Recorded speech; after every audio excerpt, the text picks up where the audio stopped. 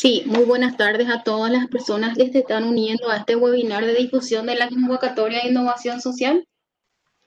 El CONACYT está realizando esta actividad en conjunto con la Estrategia Nacional de Innovación Social Paraguay y el Programa de las Naciones Unidas para el Desarrollo PNUD. La finalidad de esta actividad es dar a conocer algunos aspectos importantes sobre la importancia de la innovación social. Nos acompañan en este evento Jenny Marín del CONACYT, Ana Lucía Jiménez de la Estrategia Nacional de Innovación Paraguay y Cristian Parra de PNUD. Para dar inicio a la presentación de los temas, Jenny Marín, directora de innovación del CONACYT, nos presenta la convocatoria de innovación social. Adelante, Jenny. Gracias, Viviana. Muchísimas gracias a todos los que nos están acompañando en este momento. Voy a compartirles una pequeña presentación para que pueda clarificar mucho más todo lo que queremos presentarles acerca de esta convocatoria. Bueno, esta convocatoria está desarrollada en el marco de la pandemia del COVID-19 con el objetivo de impulsar herramientas, intervenciones creativas o soluciones que nos puedan ayudar a volver a las actividades cotidianas, ¿verdad? Pero con los esquemas de seguridad adecuados que permitan protegernos antes del COVID-19, protegernos en el sentido de evitar contagios mayores como la propagación muy extensiva de esta problemática social, ¿verdad? En este sentido, las propuestas, o sea, los proyectos que puedan venir a esta convocatoria pueden clasificarse en tres temáticas específicas, ¿verdad? O tres enfoques, mejor dicho. Trabajo seguro, transporte público protegido, recreación familiar. ¿Por qué razón estas tres temáticas? Como sabemos, es una obligación básicamente comenzar a reactivar todo, desde el trabajo en oficina hasta los comercios de comidas rápidas. Entonces, el trabajo seguro es una obligación, pensar en ello es una obligación. Entonces, no hay mejor manera de proponer alternativas de solución que puedan, obviamente, implementarse de una manera rápida y puedan beneficiar a una gran cantidad de personas, ¿verdad? Por otro lado, lo que respecta a transporte público protegido, como sabemos, gran parte de nuestra población también eh, eh, perdón, se maneja todavía en transporte público y sabemos cuáles son las condiciones en las que se manifiesta, o sea, en las que se presenta esta, este tipo de situaciones, ¿verdad? Hay mucha aglomeración, no hay tanto esquema de limpieza, ¿verdad? Entonces, el transporte público es una de las fuentes importantes también de contagio y es ahí donde queremos impulsar proyectos que puedan prevenir esta situación. Por otro lado, tenemos lo que respecta a recreación familiar. Como sabemos, la pandemia como tal nos obligó a aglutinarnos, o sea, a dejar de aglutinarnos y estar enteramente en nuestros hogares. Algo sumamente complejo, una situación muy delicada, ¿verdad? Para los niños que están sumamente con muchísima energía al interior de la casa, así como a los adultos mayores, ¿verdad? Entonces, la recreación familiar es un tema de análisis importante también y quisiéramos proponer proyectos o soluciones creativas que puedan también dar un enfoque importante en este sentido. Los proponentes elegibles, es decir, ¿quiénes son los que pueden traer sus propuestas de solución al CONACYT? Pueden venir equipos conformados por al menos 3 personas, paraguayos o residentes en el país, ¿verdad? Y dentro de cada equipo se solicita la inclusión o la participación de al menos un investigador del PRONI. El CONACYT tiene el Programa Nacional de Incentivo a Investigadores, ¿verdad? Y hay niveles en específico, ¿verdad? Y en esta convocatoria se propicia o se convoca principalmente a los candidatos para que puedan formar parte de estos equipos, para que nos puedan venir soluciones, digamos, sumamente buenas, todo lo que es el esquema emprendedor, pero también la base científica en lo posible. El monto máximo a adjudicar es un total de 93 millones de guaraníes. Acá quiero dejar en claro, ¿verdad? El total, 93 millones de guaraníes, y serían un premio por temática, es decir, 31 millones de guaraníes por temática en cuestión. Es decir, sí o sí va a haber un finalista por cada enfoque en específico. Y la competencia es por proyectos en base a cada una de esas líneas que habíamos mencionado. Las informaciones solicitadas para postulación. Acá lo que quisiera mencionar y quisiera dejar sobre esta mesa de diálogo, ¿verdad? Que esta convocatoria en particular está enfocada a cuestiones sumamente puntuales, no se piden mayores requisitos documentales ni algo muy extenso, digamos, ni algo tan pesado como lo que generalmente la gente que postula a proyectos está acostumbrada. Acá básicamente lo que se necesita es la presentación de la problemática identificada por estos equipos, ¿verdad? Una problemática concreta, bien definida y basado en evidencias, ¿verdad? Que es sumamente fácil hacerlo en el sentido de que estamos ante esta problemática social y hay mucha evidencia que demostrar, ¿verdad?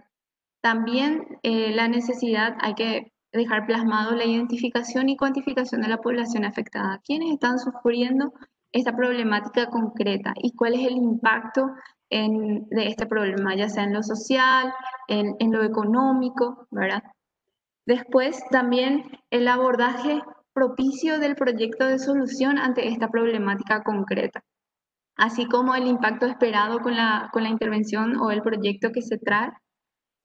Y por supuesto, ¿verdad? Dejar en claro cuáles son los recursos para la implementación de la solución, ya sea recursos humanos o recursos financieros que son necesarios para poder cumplir o dejar una capacidad estable de la solución que se trae, ¿verdad? Y el pitch, video resumen de la solución propuesta. Acá básicamente es una oportunidad para que los equipos se presenten y puedan contarnos en mayor detalle su propuesta en sí, ¿verdad? De una forma clara, precisa, ¿verdad? Para que los evaluadores de estos proyectos puedan tener los insumos bases como para decidir los mejores proyectos a, a premiar, ¿verdad? Así como dice en esa observación, en la postulación solamente se solicita la presentación de informaciones del proyecto, es decir, que se contemple el formulario de postulación, ninguna información adicional será requerida. Hay que mencionar también que toda la postulación, la presentación de estas propuestas, esto se hace totalmente en línea a través del sistema de postulación e instrumentos, el SPI del CONACYT, ¿verdad? Así que no hay ningún movimiento de documento y no hace falta acercarse al CONACYT, sino que es completa y absolutamente de manera virtual. ¿Cuáles son los criterios de evaluación de las propuestas? Se da un puntaje de 10 puntos, ¿verdad? Un puntaje importante a la claridad y objetividad en la presentación del problema, de la población afectada y el impacto de ese problema en cuestión. También el alcance y la implicancia de la solución propuesta es el que tiene, digamos, el valor más importante porque ahí se mide la relevancia, la pertinencia y el mérito innovador en sí de la propuesta que se trae, ¿verdad? Así como el impacto del proyecto de solución, a quienes se va a beneficiar, cuáles van a ser las externalidades generadas con esta alternativa de solución que se trae, ¿verdad? También se da un puntaje de 5 puntos, el 10% básicamente de todo el puntaje, a la aplicabilidad inmediata con recursos nacionales y de bajo costo. Y por último, la claridad y calidad del pitch, como mencionaba. Es muy importante ese video resumen de tal forma que se pueda conocer y ampliar incluso, ¿verdad?, la información que están en los formularios de postulación del SPI como tal. Ahí. Bueno, ¿cuáles son los procesos para la selección de las propuestas? Esto es sumamente importante para que los postulantes puedan puedan más o menos medir el tiempo que va a llevar la evaluación y obviamente la comunicación del resultado de esta convocatoria como tal. Como bien saben, esta convocatoria está vigente para la postulación hasta el 16 de noviembre, ¿verdad? Y luego, cuando se hace ese corte, viene el proceso de admisión de propuestas. Ahí más o menos una semana nos llevaría para admitir las propuestas, las que cumplan con el objetivo, con la mirada que se tiene con esta convocatoria, van a recibir la comunicación de que pasan a la siguiente etapa. ¿Cuál es la siguiente etapa? La evaluación de las propuestas como tal. En caso de que haga falta una tercera evaluación, bueno, remitiríamos para una tercera evaluación. Luego se hace una presentación de los resultados a la presidencia, al consejo, y luego ya se hace una comunicación formal, ¿verdad? De la adjudicación. Por eso se habla de la resolución de adjudicación de propuestas. Lo que quiero dejar por sentado también, y para que lo tengan en mente, que todo ese proceso de adjudicación nosotros vamos a tenerlo listo en diciembre de este año. Entonces, es una convocatoria de prácticamente un mes, ¿verdad? Para las postulaciones, pero también vamos a agilizar todo lo posible del proceso de admisión y selección, de tal forma a que a diciembre de este año ya se pueda conocer a los equipos ganadores de esta convocatoria, porque como mencioné, sería un ganador por cada temática, es decir, 3 equipos que serían adjudicados o premiados en el marco de esta convocatoria como tal. Bueno, y eso es básicamente, esto es, ya serían las documentaciones a ser presentadas para la transferencia de recursos, que ya son cuestiones más formales, documentales, pero igualmente menciono también, ¿verdad? Para que sepan que no va a ser un proceso muy riguroso ni para que eh, le tengan tanto miedo, digamos, ¿verdad? Se pide una carta de compromiso para que se pueda ver qué tanto están participando cada uno de los miembros del equipo, una factura, la copia simple de la cédula de identidad del que lidera el emprendimiento o el proyecto como tal, el certificado de cumplimiento tributario, antecedente policial, judicial, certificado de vida y residencia. Entonces, básicamente son informaciones muy personales que van a habilitar la transferencia propia de recursos. Entonces, con esto yo termino la presentación y quiero obviamente animarlos a participar de este proceso que es sumamente importante porque somos conscientes la cantidad de recursos de 31 millones de guaraníes es un incentivo, capaz que no es la cantidad de recursos necesaria o suficientemente como para mover, digamos, la inspiración de mucha gente, pero sí dando una mirada más a lo externo o una mirada social, sabemos que con este tipo de iniciativas se puede estar promoviendo el bienestar de muchísima gente y eso es un valor agregado que no se mide con recursos financieros, sino que con un nivel de satisfacción personal sumamente importante. Y desde el CONACYT estamos con esta convocatoria promoviendo el desarrollo de ese tipo de intervenciones para que desde la ciencia, desde la tecnología y la innovación, efectivamente se pueda promover el bienestar social y se pueda palpar eficientemente que la inversión en áreas de CTI también es importante, ¿verdad? Entonces, estamos alineados en ese sentido. Esta es la segunda convocatoria de innovación social que lanzamos en el año y esperamos, obviamente, que para el próximo año lo podamos hacer con más fuerza todavía.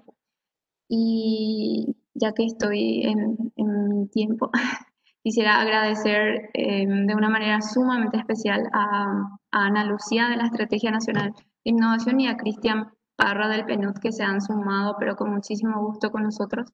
Y realmente valoramos muchísimo la expertise y el apoyo que ellos nos están dando en este proceso. Entonces, por mi parte, muchísimas gracias, Viviana.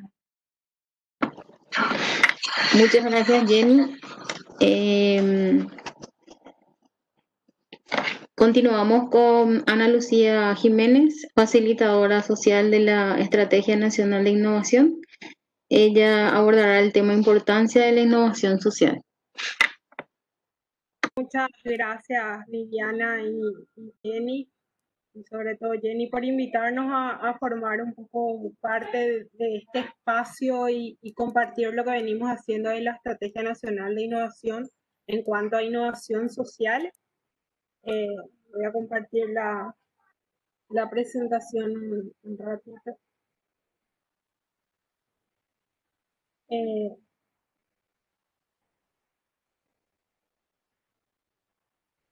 La Estrategia Nacional de Innovación está trabajando ya hace un tiempo en lo que es innovación a nivel nacional y estamos trabajando sobre todo en la articulación con diferentes sectores. Hoy en día formamos parte de la unidad de gabinete de presidencia y trabajamos bajo las prioridades del gobierno, la atención primaria, la transformación, primera infancia, innovación, donde estamos un poco nosotros, el CONACYT y otras organizaciones del Estado, instituciones que están impulsando a nivel nacional la innovación y el sistema de protección social. ¿Qué es lo que queremos lograr con la innovación entre todos? Es exponenciar la innovación en nuestro país, pero a través de un desarrollo inclusivo y sostenible para todos los que vivimos y estamos desarrollando actividades a nivel nacional. Nuestros pilares de gestión dentro de la innovación son el área social, empresarial y la gestión pública. Y dentro de lo que es la innovación social, nosotros a partir de varias consultas a referentes en el área de innovación social, tanto nacional como internacional, revisión de literatura y lo que es un poco la consulta a las organizaciones sociales que hoy están impulsando la innovación social, llegamos a concluir que la innovación social para la ENI son las soluciones o herramientas que se pueden dar como respuestas problemáticas sociales en territorio, donde participa la comunidad, las organizaciones, la academia y también las instituciones del gobierno para llegar a esa solución tan anhelada. Esto es un proceso de innovación colaborativo y participativo. De esta manera, nosotros desde la estrategia y sobre todo desde la plataforma Wenda, venimos un poco impulsando la innovación social con el trabajo con la ciudadanía.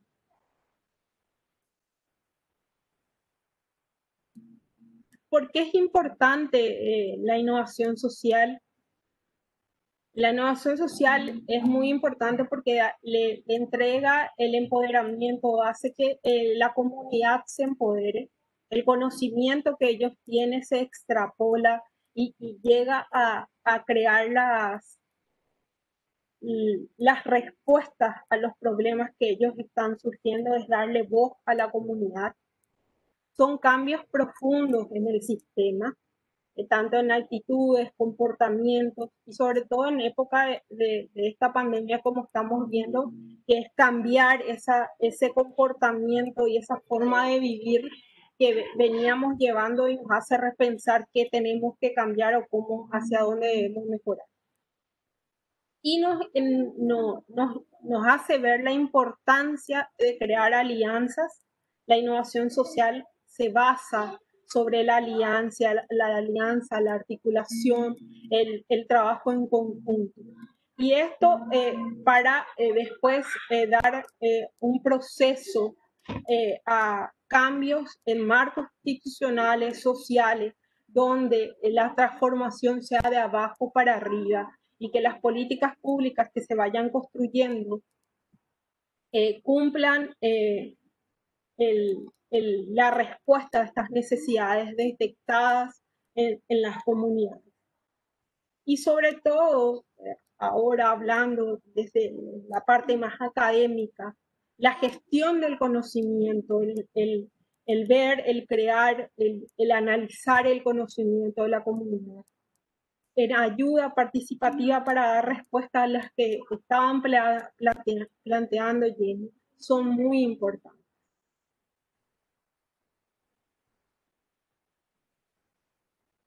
Entonces, nosotros vemos que la innovación social es una transformación del sistema en sí. Nosotros no podemos trabajar solo una pata, sino que es una integración, y todo lo que vayamos planteando en los diferentes puntos que Jenny mencionó que involucra esta convocatoria, tienen que tener relaciones con lo que está pasando en el alrededor de ellos. El transporte, cómo el transporte va a afectar a la comunidad y cómo la comunidad va a llegar a esos espacios públicos que queremos mejorar. Todo esto es un entrelazado de soluciones que deben ser efectivas, eficientes y sustentables, que deben cumplir un poquito esta ideación, el hablar, el crear, el compartir con la comunidad, hacer el proceso desde la academia o desde los investigadores de ir a hablar con la comunidad y ver si nuestras ideas o nuestros planteamientos están dando respuesta hoy a las problemáticas que ellos están sufriendo. Entonces, ¿cómo se enlaza todo esto a la ENI? En la ENI tenemos los desafíos a nivel nacional que se estipularon a partir de 10 talleres a nivel nacional, ¿verdad? De los cuales se hicieron 6 talleres temáticos y consultas a más de 100 investigadores, especialistas en el área de innovación social. Entonces, hoy en día en Paraguay tenemos 5 desafíos emergentes, ¿verdad? Uno es Paraguay, Nación Creativa, Agua para el Futuro, Ciudades Sostenibles, del Paraguay, Paraguay Productor Mundial de Alimentos Verdes y Paraguay Protegido y Resiliente. Entonces, primero estábamos un poco cuando se estaba formulando todo esto, el tema del dengue. Esa era la epidemia que nos hacía un poco analizar y repensar la situación de nuestro país. Entonces, a principio de año cambia todo y viene el COVID y nos hace centrarnos básicamente en lo que es Paraguay Protegido y Resiliente. Y se preguntarán qué significa o qué implica. Bueno, Paraguay Protegido y Resiliente, lo que nosotros buscamos es un Paraguay que pueda, o un país que pueda hacer frente a esta epidemia, que ya esté preparado para el dengue, ya esté preparado para el COVID, que vayamos aprendiendo de todo este proceso que ya pasamos durante varios años, que esté preparado para los incendios, que esté preparado para, para las inundaciones. Eso es un Paraguay resiliente. Es aprender de tener esa habilidad de enfrentar las situaciones adversas que se nos presentan en cuestiones de pandemia o clima, y vayamos a través de la academia y de los investigadores haciendo ese proceso de sistematización de lo que está pasando y cómo esto puede contribuir a mejorar la situación. Por eso hablamos que trabajar resiliencia es una cuestión transversal. Nosotros, si trabajamos o sistematizamos los procesos de resiliencia, vamos a estar influyendo en diferentes sectores: salud, alimentación, transporte y economía. Y en base un poquito a esto, nosotros establecimos a partir de los talleres diversas estrategias que pueden responder a corto, mediano y largo plazo esta situación.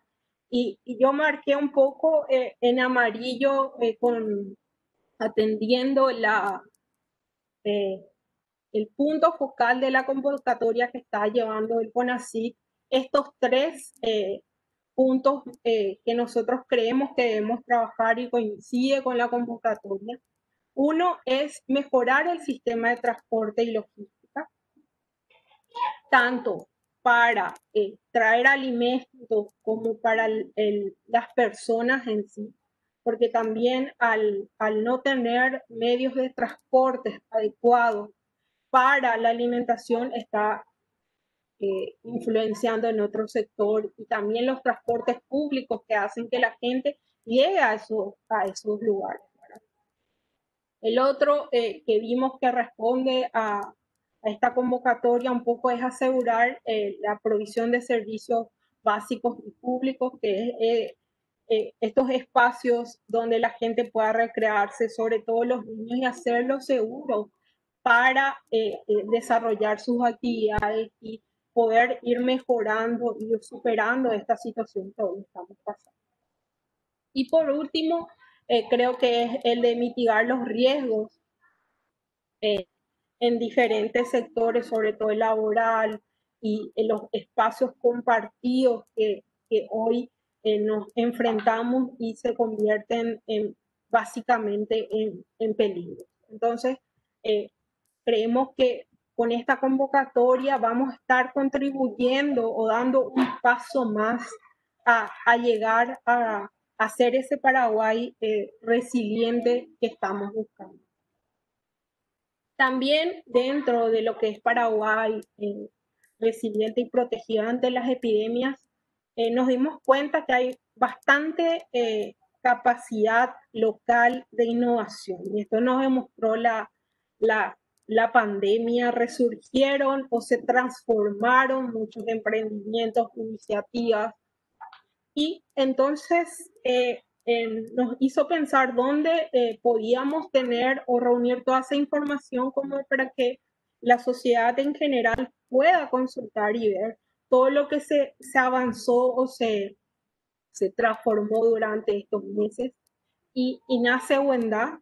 Wenda es una plataforma que viene de Web Irenda, que es impulsado por la Estrategia Nacional de Innovación y el PNUD, y está en funcionamiento ya desde junio, y tenemos diferentes iniciativas que surgieron o dan respuesta al COVID o dieron respuesta. Este es el sitio del mapa, tiene casi una cobertura nacional. Hay sectores donde no tenemos mucha información todavía, pero tenemos alrededor de 2.558 iniciativas en diferentes ámbitos que dan respuesta al COVID y a la pandemia como mecanismo de resiliencia, de transformación durante esto. Y algo muy, muy importante que vemos es que el rango de edad de las personas que emprendieron o se tomaron el valor para dar respuesta a situaciones durante este tiempo son personas jóvenes, están entre un rango de edad de 18 a 34 años. Entonces, son los jóvenes los que están liderando esta transformación y están llevando adelante la innovación en diferentes modos a nivel nacional. Y también la mayoría de los emprendimientos que tenemos un poco de los usuarios son mujeres. Entonces, eso también nos da una visión o les ayuda a la gente que quiere postularse a este desafío de cuál es la situación y quiénes son esa comunidad a la cual ellos deben dar respuesta o con la cual deben trabajar y conseguir soluciones. También es un poco la idea de Wenda, ser ese espacio donde uno pueda observar el movimiento o la dinámica que se está desarrollando a nivel nacional. Eso es un poco lo que nosotros estamos llevando desde la Estrategia Nacional de Innovación. Como le había dicho, la estrategia hoy está en la unidad de gabinete de presidencia, pero también tiene un equipo impulsor que fue el que hizo el trabajo para que hoy estemos aquí, sigue acompañando, donde hay representantes de la academia, la sociedad civil, de instituciones públicas, del gobierno y del sector empresarial o privado.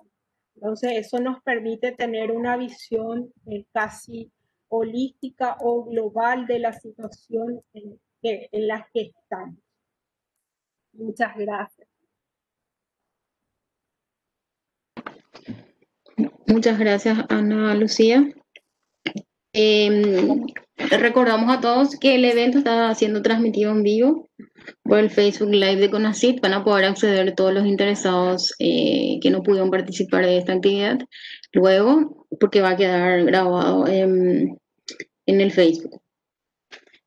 A continuación, Cristian Parra nos va a hablar de las metodologías para el desarrollo de proyectos de innovación social. Él es jefe de experimentación del Laboratorio de Aceleración del PNUD Paraguay. Adelante, Cristian. Muchas gracias por la presentación y bueno, muy buenas tardes a todos y a todas. Muy contento de estar aquí compartiendo algunas experiencias y algunos conceptos sobre innovación social, así que voy a compartir también mi pantalla. No sé si ya lo están viendo. Me confirman, entonces. Bueno, la idea es un poco hablar de algunas metodologías y algunos procesos de alguna forma que podemos seguir y que son más comunes o más apropiados para conseguir, digamos, o establecer procesos de innovación social. Antes de empezar a hablar de metodología en sí, me gustaría repasar un poquito algo de lo que fue presentando Ana, que fue hablando un poco del concepto de innovación social y de manera, digamos, bien resumida, hay como que dos grandes perspectivas sobre de qué hablamos cuando hablamos de innovación social. Y esencialmente hay una perspectiva que ve a la innovación social como un medio, como una especie de proceso que nos lleva de alguna forma a un fin. Pero también se ve a la innovación social como el fin en sí mismo, es decir, el producto de un proceso de innovación que que tiene ciertas características. Entonces, cuando miramos a estos dos bloques, esencialmente lo que vemos es que cuando hablamos de innovación social, hablamos de medios y fines que son esencialmente sociales. De alguna forma, cuando hablamos de medios, entonces hablamos de a qué nos referimos con un medio que es esencialmente social, y hablamos de un proceso que tiene características colaborativas. De alguna forma hay actores, hay sectores, y esos sectores, esos actores, esas distintas personas, esas comunidades, entran en un proceso de colaboración para llegar a ese fin de la innovación. Por lo general, los medios que son sociales también son medios centrados en las personas que enfrentan los problemas, de alguna manera, que se quieren resolver a través de este proceso. Y estos medios también, cuando hablamos de que son sociales, se trata de medios que generan capacidad de aprendizaje en las propias comunidades y en el entorno social donde uno quiere aplicar los conceptos, aplicar las soluciones, aplicar las innovaciones. Como fin, cuando lo vemos a la innovación social como fin esencialmente social, nos referimos principalmente al que el fin, el producto de la innovación, encara un problema, una problemática que es social, que afecta, digamos, a un entorno que puede ser comunitario, que puede ser territorial en términos regionales, ¿verdad? Que puede ser algo más localizado, como puede ser un pequeño barrio, un pequeño lugar, digamos, ¿verdad? O puede ser también que afectan a grupos enteros, ¿verdad? De la sociedad, afectan por ejemplo, a todos los jóvenes o a toda la clase que de repente no está todavía trabajando, a los desempleados, etc. Entonces, como problema social, de alguna forma encaran esas grandes dinámicas. Como fin, también la innovación social en general se considera, en la literatura que habla de innovación social, se define a la innovación social como un producto que genera un valor principalmente social, es decir, un valor cuyo resultado, cuyo beneficio se distribuye más a nivel social que a nivel de un grupo determinado de individuos, sino que es realmente a toda la sociedad. Y su impacto también es social, es decir, tiene un impacto en esas comunidades, genera algún tipo de cambio, algo que de repente antes no había y que ahora hay en esos entornos. Entonces, mirando en estas dos cajas y pensando en las metodologías de innovación social, nos referimos principalmente a la innovación social entonces como medio, es decir, las metodologías de innovación social se refieren a las metodologías que hablan de o que tratan de establecer este tipo de procesos que tengan colaboración, procesos que estén centrados en las personas que enfrentan el problema y que generen de alguna forma capacidad en la propia comunidad. Entonces, cuando miramos a esa cajita, podemos hablar en cierta manera de metodologías que establecen este tipo de diálogo, es decir, un diálogo entre dos grandes mundos, el mundo de la investigación por un lado y el mundo del diseño.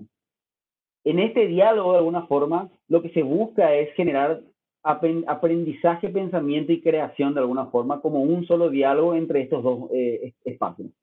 Si miramos a lo que es la investigación la podemos conceptualizar de una manera muy gruesa, como esa observación continua y sistemática de la realidad que trata de entender de alguna forma lo que nos rodea y los problemas que enfrentamos. Y en el otro ámbito, si miramos el diseño, podemos entender al diseño como esa creación continua de soluciones a los problemas que enfrentamos o para las experiencias que como seres humanos de alguna forma anhelamos o deseamos. Entonces, todas las metodologías de innovación social y en realidad las metodologías de innovación por lo general tratan de establecer un diálogo entre estos dos mundos y generar aprendizaje entre ambos, ¿verdad? De alguna forma ese aprendizaje es el que después se traduce en el producto mismo de la innovación, la aplicación de alguna forma de esos nuevos modelos, de esos nuevos productos que surgen y que resuelven esas problemáticas. Entonces, si pensamos a la metodología en general de innovación como un diálogo entre estos dos mundos, podemos hablar que un proceso de innovación social, por lo general, se puede pensar como un proceso que tiene como objetivo final un cambio sistémico en un problema social. Entonces, ¿cómo llegamos a ese cambio sistémico con procesos que sean colaborativos, con procesos que estén centrados en las personas, con procesos que generen aprendizaje en las propias comunidades?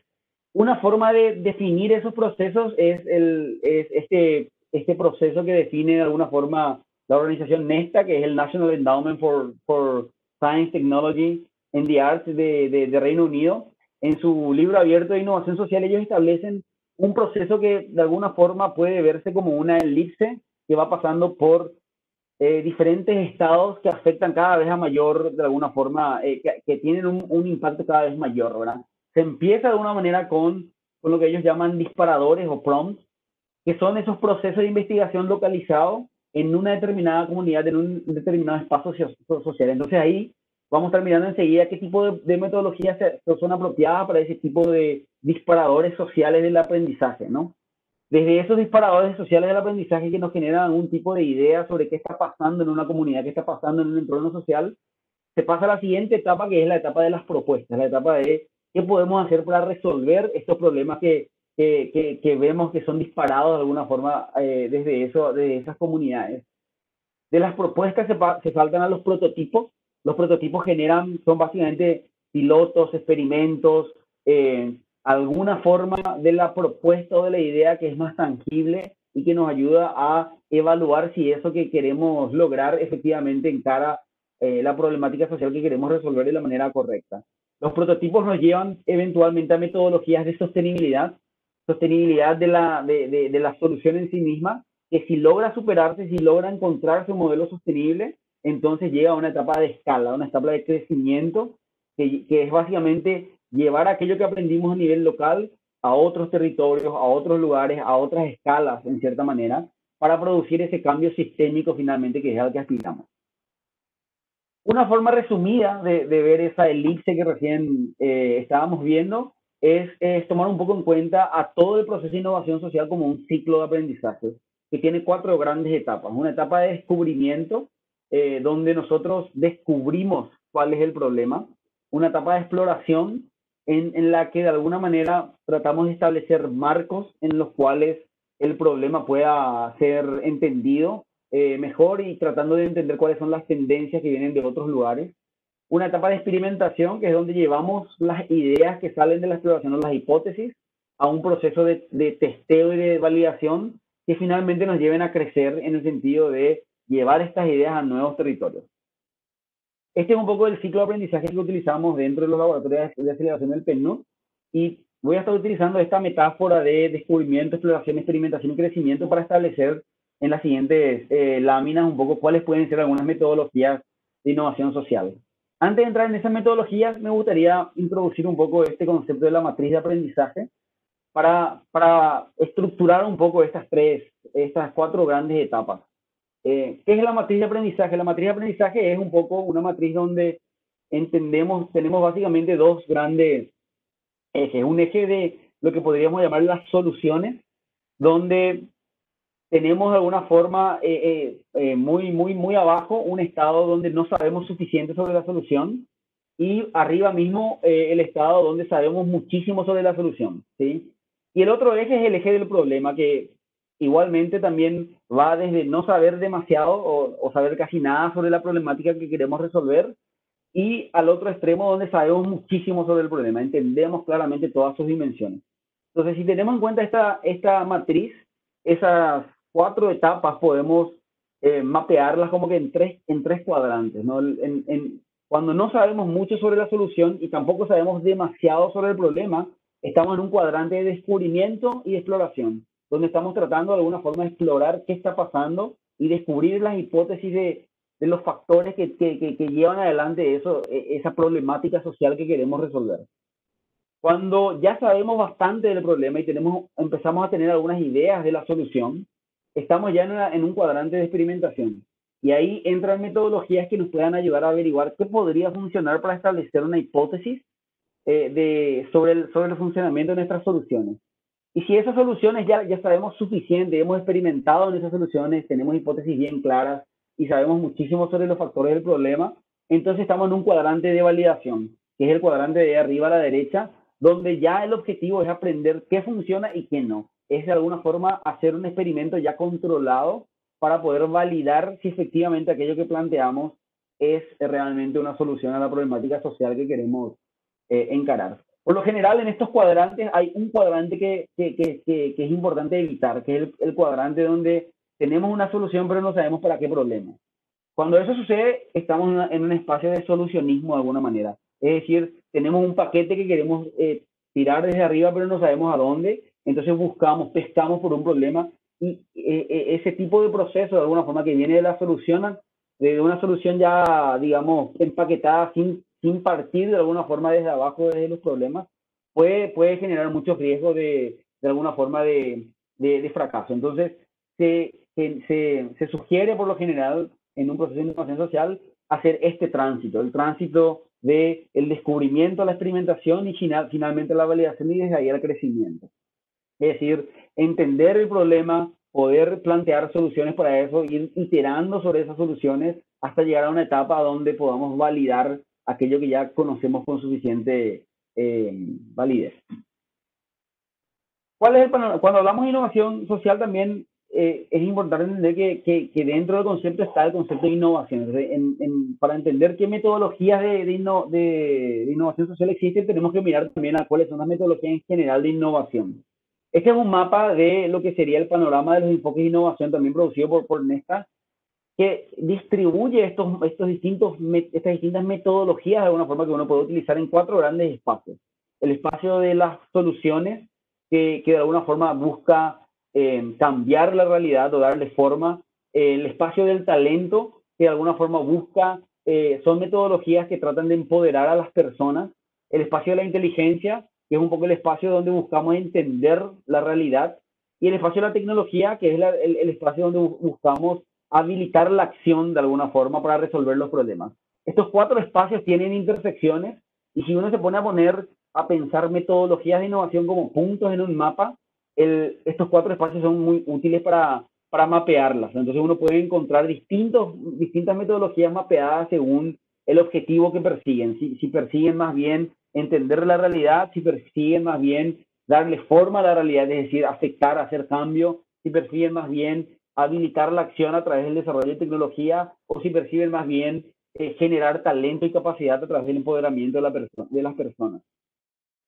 Llevando esto al territorio de la innovación social, algunas de las metodologías que son más colaborativas, que son más centradas en las personas y que tienen como que ese enfoque de aprendizaje en las comunidades, dejar aprendizaje instalado, están marcadas ahí en un círculo. Entre ellas podemos mencionar el Human Centered Design, el diseño centrado en las personas, la investigación, acción participativa, el Action Research, la ciencia ciudadana como ese proceso de de generación de conocimiento, desde la contribución misma de los ciudadanos, el community asset mapping o el mapeo de las comunidades y de sus activos, la inteligencia colectiva. Estos son algunos nombres que voy a mencionar así rápido y en breve voy a entrar en detalle sobre uno de ellos como ejemplo. Pero que a mí me gustaría invitarlos a que vayan y investiguen sobre estos conceptos, investiguen sobre este tipo de metodologías, porque pueden ser muy útiles a la hora de definir proyectos de innovación social y de ejecutarlos también.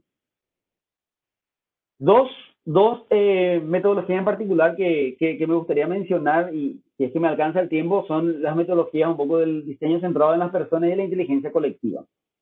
Si tomamos todo este mapa y volvemos un poco a esa matriz de aprendizaje y sus tres grandes etapas, el descubrimiento, la exploración, la experimentación y el crecimiento, podemos pensar de alguna manera que esas mismas metodologías se pueden plantear en una especie de continuo, donde vamos desde las soluciones que están desconocidas, empezamos por no conocer exactamente la solución, vamos de alguna forma investigando el problema para poder identificar las soluciones eventualmente y generar hipótesis de cambio, hasta llegar a etapas donde podamos experimentar con esas ideas, validarlas y finalmente llegar a una etapa de crecimiento donde compartimos la evidencia de lo que hemos aprendido y vamos hasta una etapa de escala. Este continuo que toma alguna de los conceptos del mapa que teníamos en la diapositiva anterior y los pone en este continuo desde donde uno puede decidir de alguna manera, dependiendo de dónde está con su proyecto. Si estamos en un proyecto más de descubrimiento y exploración, donde lo que necesitamos es generar cuál es la hipótesis de cambio, identificar el problema y la solución, o si estamos en una etapa más de crecimiento, donde ya tenemos suficiente información sobre la solución y la problemática, y lo que necesitamos es pasar a esa siguiente etapa. ¿Cuáles son las alianzas estratégicas y las políticas públicas que podemos generar basadas en esa evidencia?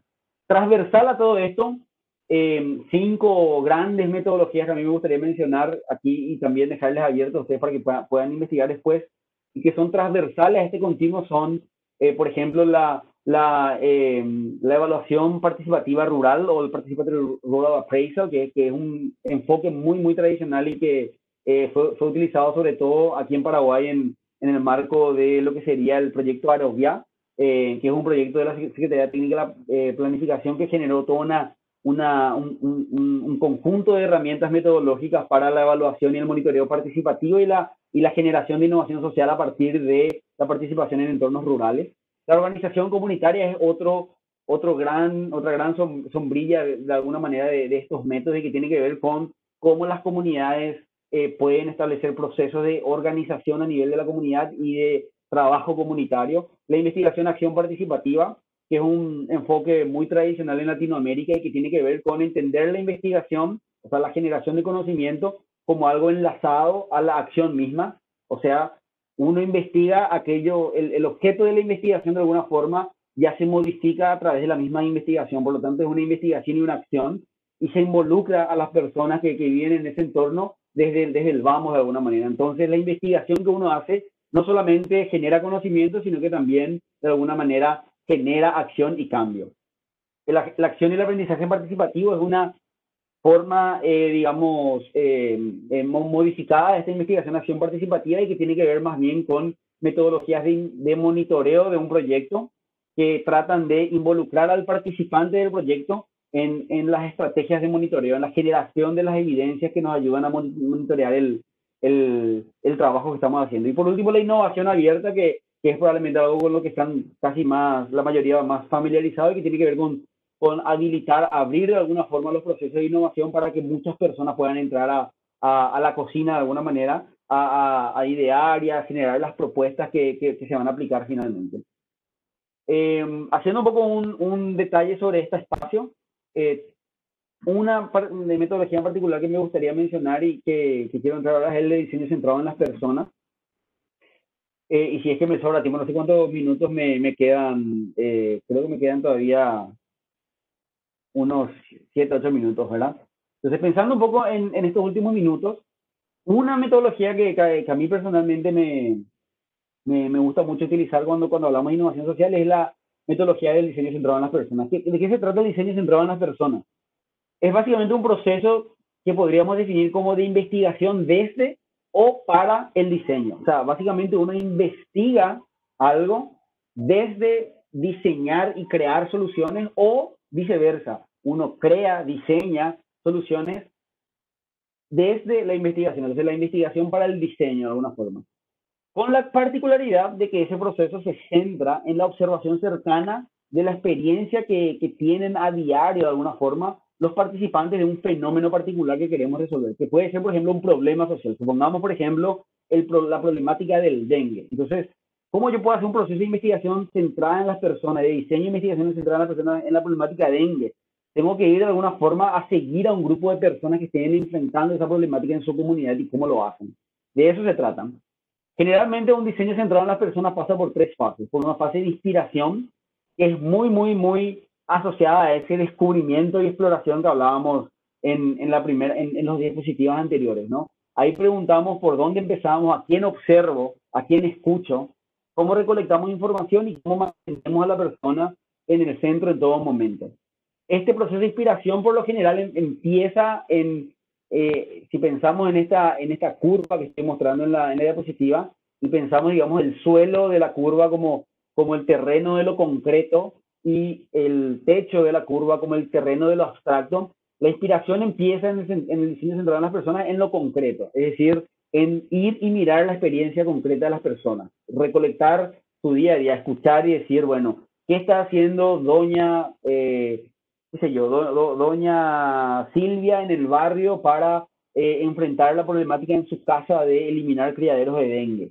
Y contar toda la historia de doña Silvia, o sea, en detalle, de alguna forma, en lo concreto, qué hace doña Silvia en su hogar y qué hace su familia. De ahí, de alguna forma, abstraernos, ir hacia el techo, hacia lo abstracto, buscando de alguna forma patrones, o sea, recolectando muchas historias de muchas personas, tratando de abstraer eso para encontrar grupos, temas que de alguna forma nos representen problemas comunes en la comunidad, por ejemplo. Y desde ese abstracto de nuevo se entra en un proceso de ir a lo concreto, ¿verdad? En la ideación, donde básicamente nos preguntamos cómo traducir lo aprendido en una idea y cómo comunicar esa idea a través de un prototipo. Cuando más o menos bajamos a lo concreto, de nuevo ya tenemos una idea concreta, tenemos que volver a subir hacia lo abstracto. El prototipo es una forma, de alguna manera, de abstraernos de nuestra propia idea. Es decir, nosotros tratamos de hacer nuestra idea, de alguna forma, tratamos de comunicarla de una manera un poco más abstracta, sin que tenga todos los elementos finales de alguna forma la idea, pero que tenga suficiente elemento como para que yo pueda mostrar eso a otra persona, a un grupo y evaluar y aprender y poder de alguna forma pasar a la siguiente fase de iterar esa idea. Y la última fase, que es la implementación, que es donde llevamos nuestras ideas a un terreno de evaluación y nos preguntamos cómo lograr sostenibilidad.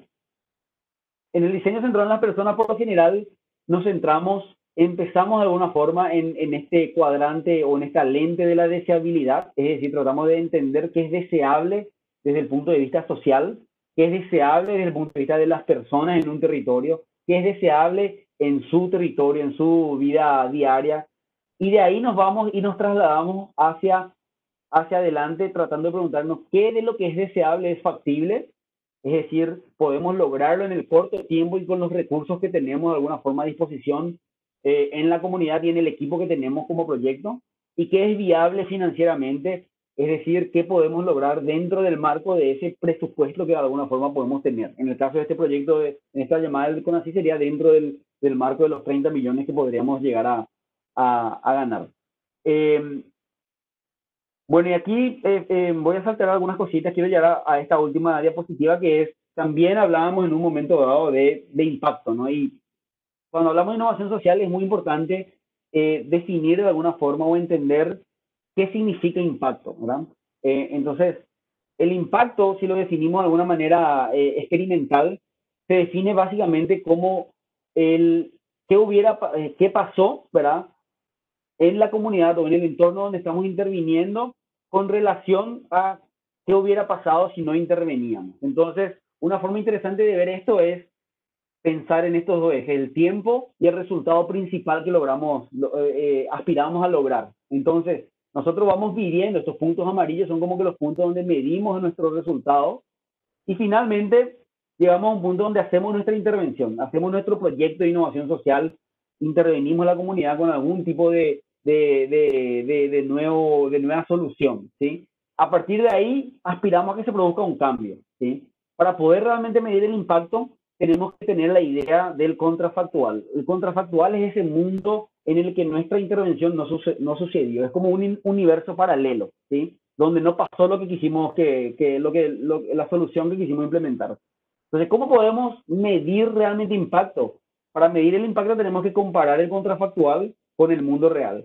Y la dificultad aquí es que el contrafactual no existe, ¿sí? El contrafactual no pasó porque nosotros intervenimos, obviamente. Entonces, ahí es importante tener en cuenta que hay como que varios niveles de medir ese impacto social.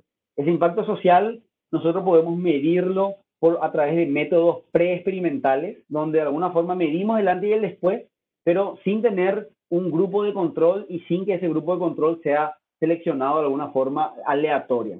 Entonces, en ese sentido, ahí lo que estamos haciendo, estamos simulando el contrafactual, pero sin tener mucho poder de inferencia causal.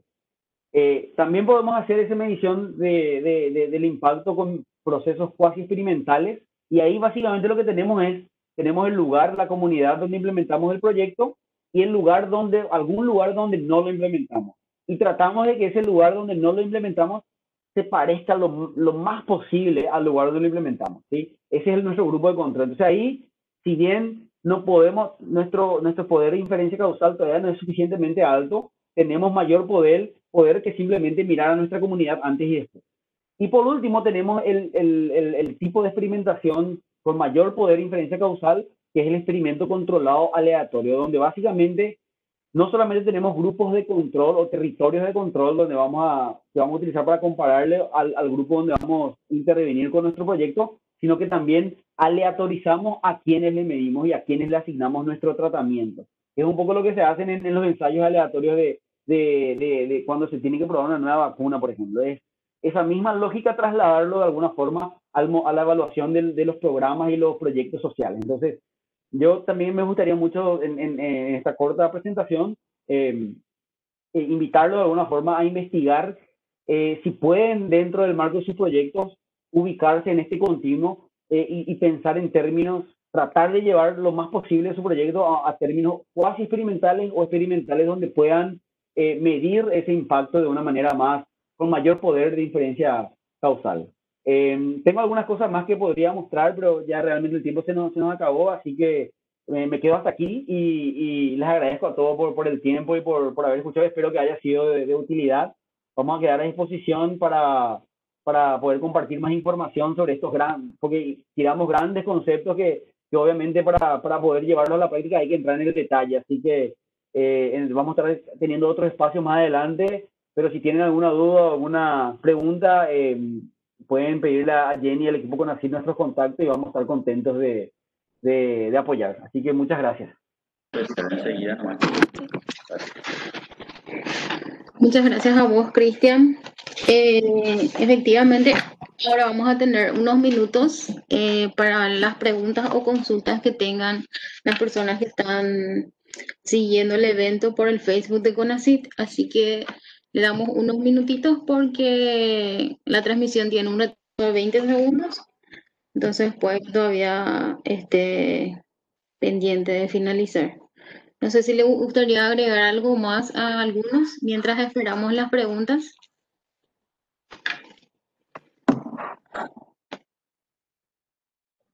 De mi parte ya nada, está todo claro. Ya, Vivi, yo creo que lo que podríamos mencionar también que en la página web del CONACYT se puede encontrar la lista de investigadores PRONI en el caso de que haya algún equipo que no conozca ningún PRONI nivel candidato. Entonces en la página web del CONACYT se encuentra ese listado, y también lo que podemos hacer ahí en el Facebook mismo, ¿verdad? En donde está la transmisión. Agrego el link de acceso a eso para que lo tengan a mano. Así también mencionar, ¿verdad?, que cualquier consulta que tengan lo pueden hacer a innovacionsocial@conacit.govcorta.py, en donde se va a estar atendiendo a cada una de las consultas que puedan haber, ¿verdad? Así como dije, el periodo de postulación está disponible hasta el 16 de noviembre del 2020 y es imposible extender ese periodo de postulación. Entonces, les animamos a todos a que puedan hacer todas las consultas que puedan en este periodo y se pueda concretar efectivamente un proyecto o una alternativa sumamente buena atendiendo a las metodologías que nos estuvo comentando Cristian, ¿verdad? Sí, gracias por las aclaraciones, Jenny. En realidad no surgen ninguna preguntas. Como comentó Cristian, lo que podemos hacer, si tienen alguna duda, pueden inscribirnos al correo que mencionó Jenny y nosotros podemos facilitar el correo de Ana Lucía o Cristian si surge alguna consulta sobre las presentaciones que tuvieron esta tarde. Y por nuestra parte, creo que eso es todo. Le agradecemos, ¿sí? Perdón, acá veo que acaban de postear algunas consultas. Dice, ¿dónde podríamos ver el contenido completo? Ya vi un Sí. poco avanzado, dice. Las guías de base y condiciones, yo acá en el Facebook les comparto el enlace de acceso a la guía de base y condiciones y otro mencionar, ¿verdad? Que esta grabación va a estar lista y disponible para cuando ustedes lo quieran volver a ver, ¿verdad? Desde el inicio. Y Sí, otra va a consulta dice, estar disponible en el Facebook y también en el canal de YouTube de CONACYT. súper bien. Y lo otro que dicen, una consulta, investigadores de otros niveles, es decir, uno o dos, pueden concursar también, por supuesto, también pueden formar parte de los equipos investigadores de los niveles que se menciona ahora.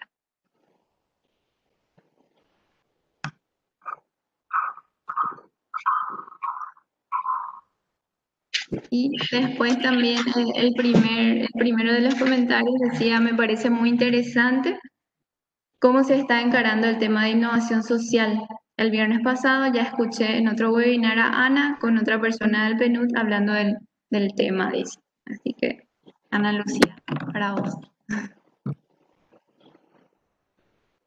Muchas gracias a la persona por el comentario y quiero sumar también a lo que dijo un poco Cristian, que si quieren conocer más del tema, pueden contactar a través de Octavio, también pueden visitar la página de la Estrategia Nacional de Innovación en las redes sociales y así vamos a ir ayudándole a la gente que quiere ahondar más en este tema que es algo muy incipiente todavía en Paraguay. Gracias.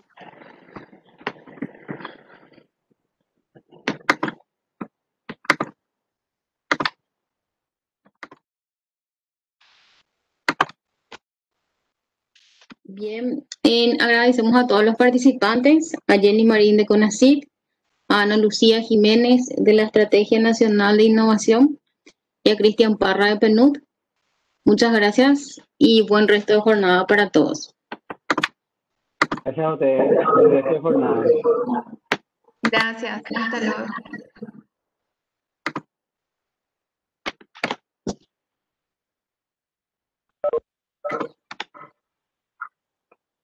Se fue Cristian, parece.